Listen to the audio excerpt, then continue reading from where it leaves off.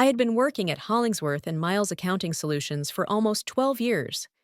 It was a medium-sized firm, reputable, run like a tight ship on the surface. I started as a junior financial analyst, fresh off a tough divorce at 42.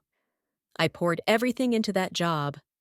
I worked late hours, trained new hires, handled crises, and was the one people came to when the numbers didn't make sense.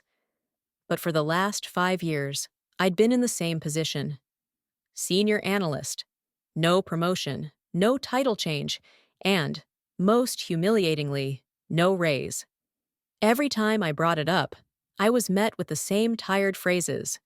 We're still recovering from that quarter. We have to wait until the new fiscal year. We value you, but it's just not feasible right now. And I believed them. Or maybe I chose to believe them. Because I needed the job.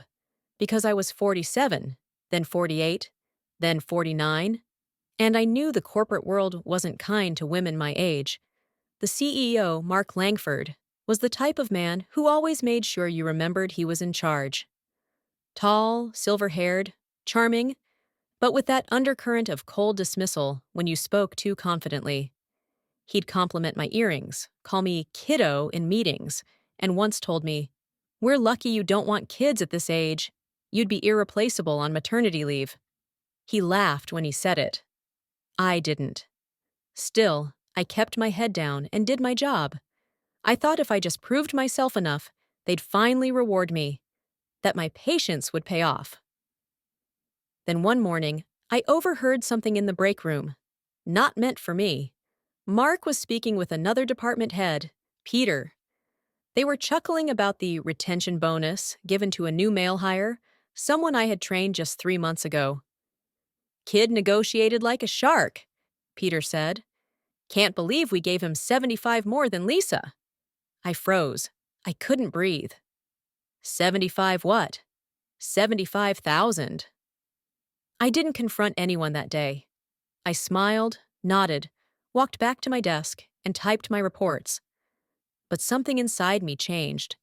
The disbelief turned into a cold, heavy feeling in my chest. That night, I poured myself a glass of wine, sat on my couch, and pulled out my dusty old notebook, the one I used when things didn't sit right. I wrote down dates, names, promises.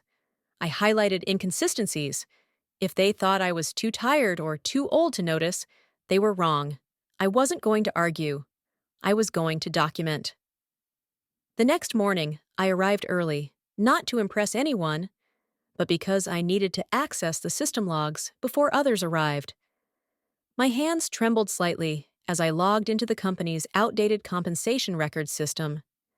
It wasn't part of my job to view HR documents, but I knew the system inside out. In my years there, I'd fixed more broken spreadsheets and formulas than I could count. If there were discrepancies, they'd be hiding in plain sight. I started by pulling the salary ranges for senior analysts. My role, the base pay listed, was $76,000. I was making $72,300. Fine, close enough. But then I pulled the payroll data for our department. Just names and figures. The name Carter Wilkes caught my eye. He was the one I trained, the shark who negotiated hard, as Mark had joked.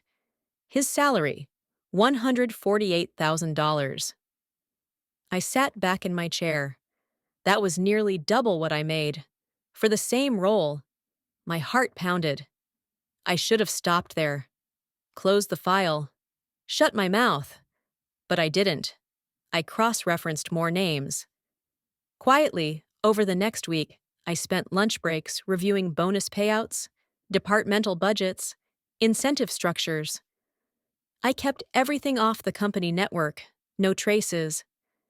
I saved screenshots to an encrypted flash drive I wore on a chain around my neck. I wasn't sure what shocked me more, the blatant disparity in pay between men and women, or the fact that some of the most incompetent men were being given developmental bonuses and retention packages, while women like me were praised at Christmas parties and ignored the rest of the year. I couldn't help but think about the nights I'd skip dinner to finish reports, The weekends I'd spent checking budgets before Monday meetings. How many times had I been told I was the backbone of this department? I thought of all the polite smiles, the empty thanks, and the way Mark looked over me in meetings, acknowledging my work without ever giving me the credit. And while I played loyal employee, Mark had been quietly padding the salaries of men he considered high potential. I started to change. Quietly. I kept a small journal at home where I wrote everything I noticed. Mark's comments, Peter's strange client gifts, even the way Carter's expenses never got flagged despite being excessive. I even started asking small, harmless questions around the office. "Oh, did you hear what Carter got as a bonus this year?" I'd say with a smile. Most people assumed I was just gossiping. But one of the secretaries, Julia, looked up from her tea one afternoon and muttered, "He's not the only one. You'd be surprised what this place can afford when they like you." That stuck with me. I started wondering how many people knew, or at least suspected, and said nothing. At night, I lay awake, staring at the ceiling. What was I going to do with this information? Was I ready to risk everything? I'd spent years rebuilding my life after my divorce. I had a tiny condo, nearly paid off.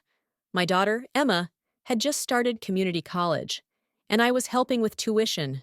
I needed this job. But I was starting to wonder, maybe the job didn't deserve me. I started watching Mark more closely. He had a particular way of walking into the office, slow, confident, as if the floor itself made room for him. People smiled when he passed, but it wasn't respect I saw in their eyes. It was fear, or obligation, or habit. That kind of leadership rots a place from the inside. It wasn't long before I found my next breadcrumb. We were in a team-wide budget review meeting, going over third-quarter spending. I noticed a line item for client entertainment that had ballooned to nearly $87,000. When I asked about it, Mark brushed it off. "High-value clients, high-value dinners," he said with a smirk. "Sometimes it takes a few bottles of Bordeaux to close a deal." Everyone laughed. I didn't, because I knew for a fact we hadn't added any major clients this quarter. Later that afternoon, I casually asked a junior associate in billing, Kayla, if she'd ever handled reimbursement forms for those client dinners. She blinked. "What client dinners?" Interesting. I needed more than theories and suspicions. I needed documentation, paper trails, dates, approvals, names. But accessing Mark's executive expenses was nearly impossible. They were kept in a separate system, behind an admin wall. And the only one with full clearance? Julia. It took me 2 days to work up the nerve. I approached her at the copier, quietly. "Julia, can I ask you something off the record?" She looked at me for a long second, then nodded slowly. We didn't speak there. Instead, she invited me to lunch the next day at a quiet cafe a few blocks from the office. Over tuna melts and lukewarm coffee, I finally asked, "Do you think Mark is misusing company funds?" She didn't flinch. "I know he is," she said, "but no one wants to be the one to say it first." Turns out, Julia had been sitting on things too. Copies of expense reports, photos of reimbursement forms signed with forged client initials. And worse, she'd once accidentally seen a private invoice, $14,000 for what was listed as business development event, but was actually for a weekend retreat at a luxury resort, attended only by Mark and Carter Wilkes. My stomach turned. This wasn't just favoritism. This was theft, fraud, abuse of power at a scale I hadn't imagined. I asked her why she hadn't reported it. She looked at me, tired. Because women like us don't get believed. We get fired. That night, I stared at my bedroom ceiling again. Only now I had a name, a partner, someone who had seen what I had seen. And suddenly, I felt a flicker of something I hadn't felt in years. Not fear, power. For the first time in years, I didn't feel invisible at work. I felt dangerous.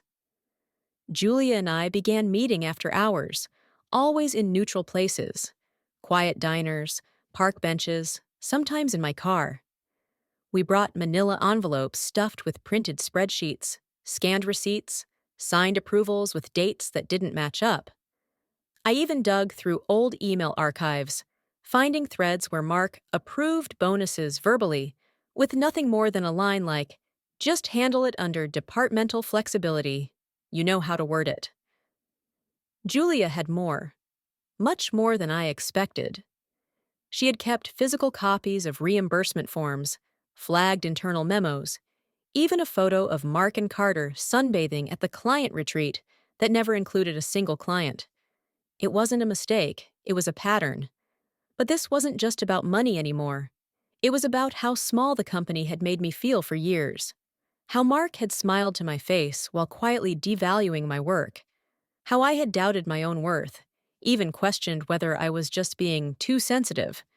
That was the worst part. The gaslighting. Julia opened up too. Over coffee one night, she told me about how Mark used to call her sweetheart and brush her shoulder when he leaned over her desk.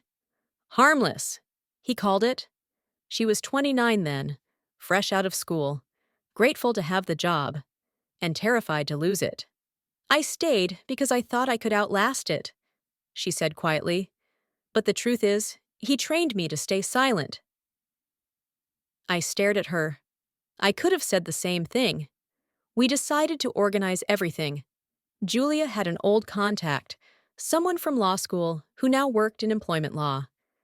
She was willing to look over our material and tell us what it meant, legally. We scanned everything, organized the data into folders, salary discrepancies, fraudulent expenses, gender-based bonuses, harassment. We uploaded it to a private cloud, password protected. If anything happened to one of us, the other would have access. We weren't just collecting facts now. We were building a case, but the walls were closing in. That week, Carter walked past my desk and smiled in that smug, knowing way. Mark said you've been poking around old reports, he said casually. Just be careful, Lisa. Numbers can look a lot of different ways if you don't know the context. It wasn't advice. It was a warning. I nodded. Good thing I know numbers better than anyone here. But my hands were shaking under the desk. The next morning, I noticed something strange. My login credentials failed twice before letting me in. A glitch? Or a sign? And when I checked my email, several old messages I'd flagged were missing. I didn't panic, but I did something I hadn't done before. I printed everything. I locked the hard copies in a filing box I kept in the trunk of my car, and I called Emma, my daughter. Hey, I said, trying to sound casual. If anything ever happens to me, just silly stuff, like if I'm unreachable, you know where the spare key is, right? She paused. Yeah. Why? Mom, are you okay? I hesitated, then smiled into the phone. I'm better than I've ever been. Julia's contact, Meredith Klein, agreed to meet us late one evening at her office, small, tidy, tucked above a hardware store. She wore no makeup and greeted us in a faded cardigan, but her eyes were sharp, scanning everything. After locking the door and drawing the blinds, she sat us down and opened the file folders. For nearly 2 hours, we walked her through it. Payroll records, bonus discrepancies, personal expenses coded as client costs, and even the subtle acts of harassment buried beneath Mark's charm. Julia provided context for the signatures and approval chains. I explained the data logic and patterns in the bonuses. When we finished, Meredith leaned back in her chair and exhaled. It's bad, she said, and it's illegal. She explained we had a legitimate case under both state labor laws and federal EEOC regulations. What Mark had done, systemic pay discrimination, misappropriation of company funds, and retaliatory intimidation, could destroy his career if it became public. But here's the part you won't like, she said, looking directly at me. You'll need to decide if you want justice or if you want safety. You can't have both. She recommended we first confront the board with our findings through official internal reporting channels. If that failed, or if there was retaliation, We'd go public and pursue legal action. As we left the office, the air outside felt heavier. Justice or safety, I repeated under my breath. That night, I sat in my kitchen with a cup of cold tea and thought about what Meredith had said. I thought about Emma, who had no idea her mother was about to ignite a war. I thought about the condo I worked so hard to keep, and the quiet pride I felt knowing I had built a life from the ground up. The next morning, I walked into the office and noticed it immediately. People were watching me. Peter gave me a long glance and looked away. Kayla barely said hello. Even Julia seemed unusually quiet. Then I saw it, an email from HR. Subject: Schedule for informal review discussion. I clicked. It was a routine performance check-in, scheduled for the next day, with Mark. I stared at the screen. Routine wasn't routine at this company, it was a pretext. I forwarded it to Julia with a single line. They know. That evening, I took every document we had, copied them again, and gave a sealed envelope to Emma. Don't open it unless I tell you to, I said, keeping my voice light. Just helping with a project. She frowned. Is everything okay? I smiled. It will be. Inside, I wasn't sure. I was walking into a meeting with a man who'd stolen years from me, who wielded charm like a weapon, and who now suspected I was a threat. But I wasn't afraid of him anymore. I was angry, and anger is what kept me calm as I planned exactly what to say. The conference room was quiet when I entered. Mark sat at the head of the table, perfectly composed. His silver cufflinks glinted under the recessed lighting. Next to him was Carol from HR, flipping through a thin file that I knew was just for show. Lisa, Mark said with a smile that didn't reach his eyes. Thanks for joining us. I nodded and took the seat across from them, carefully placing my leather folder on the table.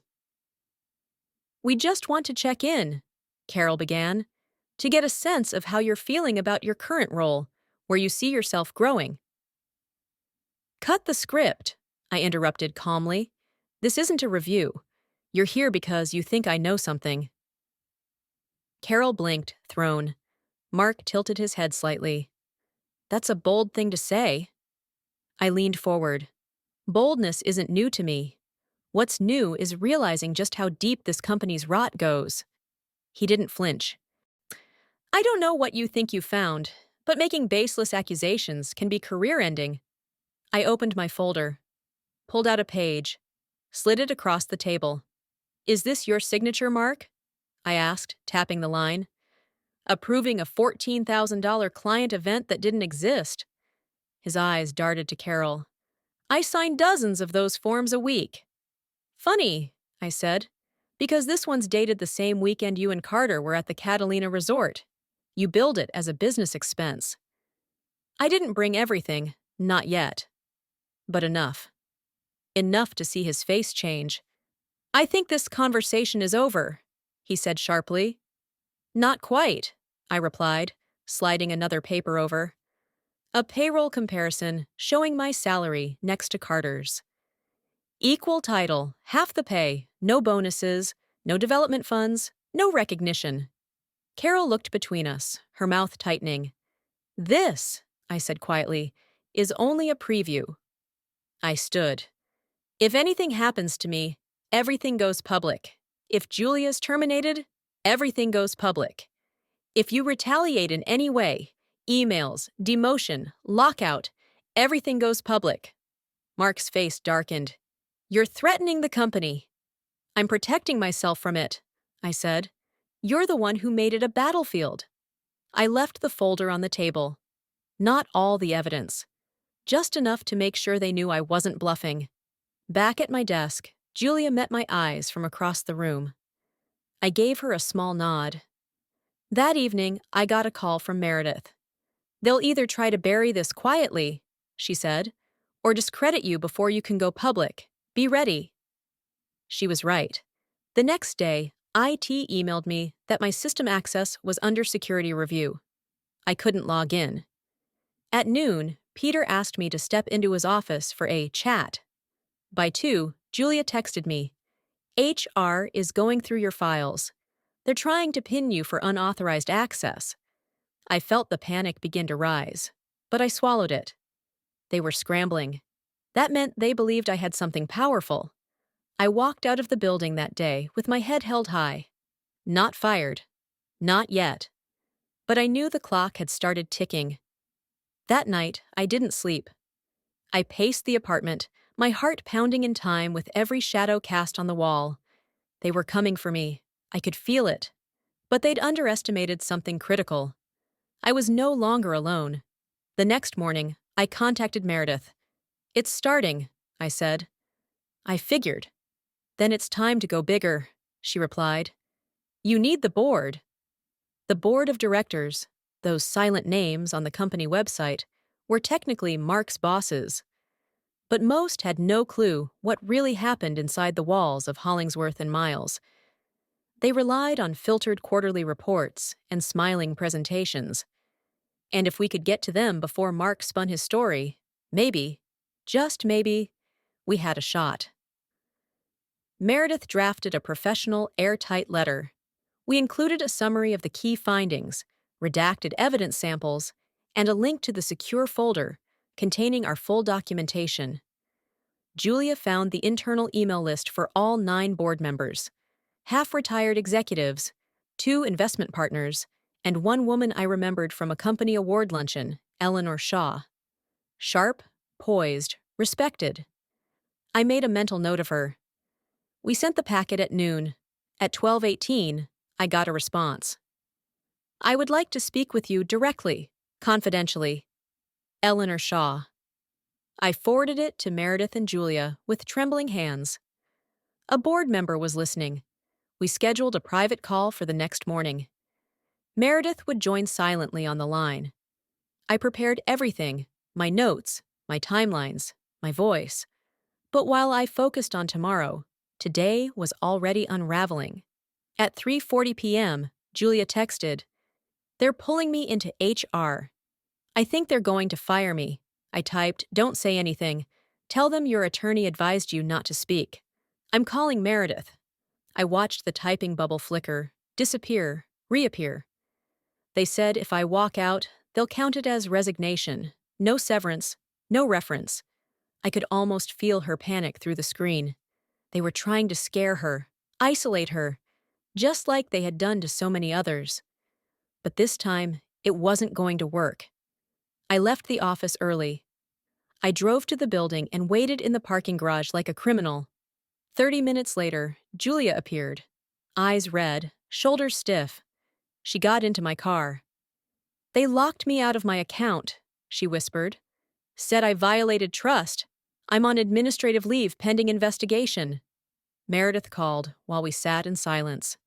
They're moving fast, probably trying to discredit both of you before Eleanor loops in the rest of the board. What now?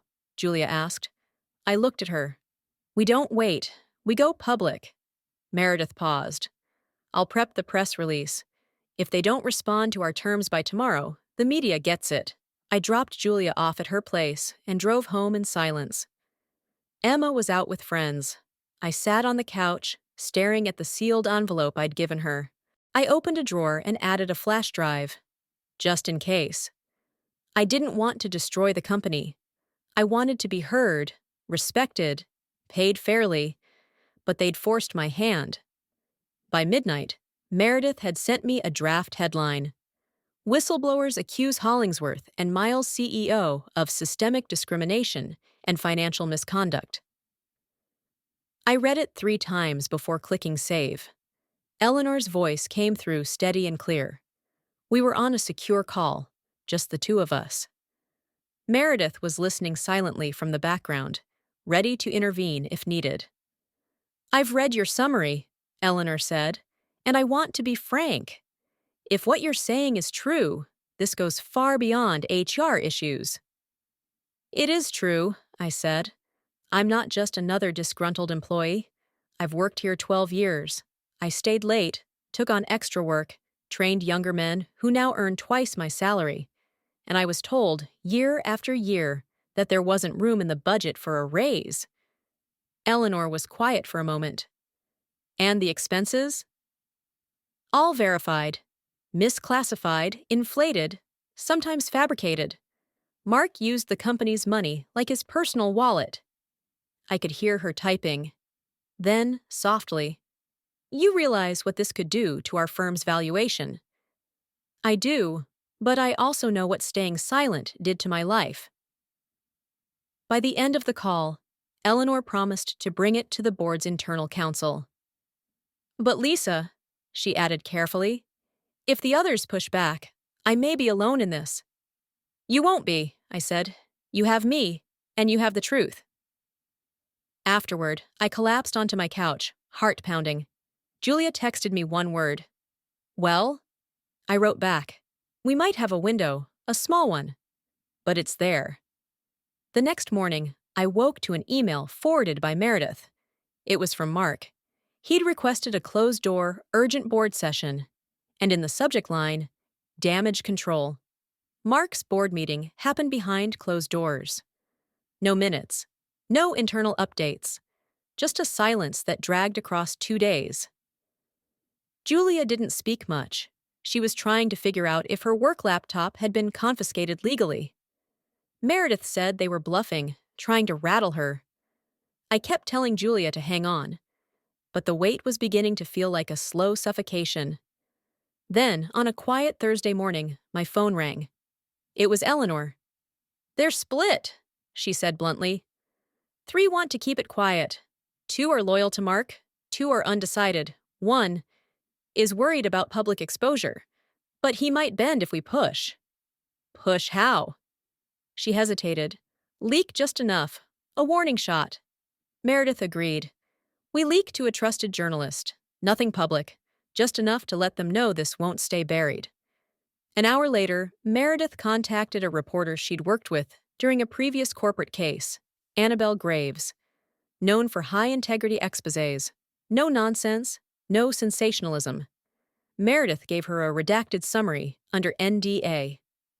The next morning, we got word. Annabelle had contacted the company for comment. That afternoon, chaos broke loose. Julia called me in shock. "They just emailed everyone. Mark is taking a personal leave effective immediately." And 20 minutes later, I got an email from HR. "We'd like to formally revisit your prior compensation review. Please contact us to schedule a meeting." I stared at the screen. Not with joy, not yet. Because they weren't doing this out of decency. They were trying to control the fallout. I didn't respond to HR right away. Instead, I forwarded the email to Meredith. "Keep them waiting," she said. "They're stalling for their own survival, not yours." Later that afternoon, Eleanor called. "The board has voted to remove Mark permanently," she said. "They're offering him a quiet severance and confidentiality, but he's out." I let out a breath I didn't realize I was holding. "Lisa," she continued, "they'd like to resolve your matter internally. Promotion, back pay, public recognition, if you want it. But they're asking that you don't pursue media engagement." And Julia? She's being reinstated. Quietly for now. They're calling it a miscommunication. I hung up and sat in silence. For the first time in years, I felt the weight of it lift. Not entirely, but enough. Enough to let me breathe. I met Julia for coffee the next morning. She smiled for the first time in weeks. "I think I slept through the night," she said. "First time in months." We talked about everything and nothing. About how it wasn't just about raises or emails or who got invited to client dinners. It was about how women were made to feel small, how silence became survival, and how, for once, we refused to be silent. In the days that followed, HR formally apologized. My salary was adjusted retroactively. I received a title, Director of Financial Integrity. A new department was created, supposedly to ensure this never happened again. And Julia? She was offered a leadership role in employee relations. I didn't go to the press. But I didn't delete the folder either. One copy stayed in my home safe. One stayed with Meredith. But sometimes it comes.